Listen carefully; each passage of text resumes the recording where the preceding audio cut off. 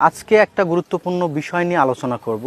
যারা প্রান্তিক পর্যায়ের চাষি মাছ চাষ করছেন, যারা পুকুরে খোল ব্যবহার করছেন, খোল ব্যবহারের নিয়মটা, উপযুক্ত মানের খোলটা কিভাবে দিতে হয়, কোন খোলটা খাওয়ালে দেখা যাচ্ছে যে আপনার মাছের উপকার আসবে, এ সকল সমস্যা না জেনেই দেখাচ্ছে যে অবিচরে হচ্ছে খোলটা ব্যবহার করছেন। খোল ব্যবহারের কারণে দেখাচ্ছে মাছের গায়ের কালার লালচে আকার ধারণ করেছে, কাঙ্ক্ষিত সময়ের মধ্যে মাছ খাচ্ছে বাট বড় হচ্ছে না। তার মানে খোলটার যে উপযুক্ত একটা ব্যবহার এবং উপযুক্ত মানের খোলটা, কোন খোলটা ব্যবহার করলে আপনি কাঙ্ক্ষিত সময়ের মধ্যে ভালো রেজাল্ট পাবেন।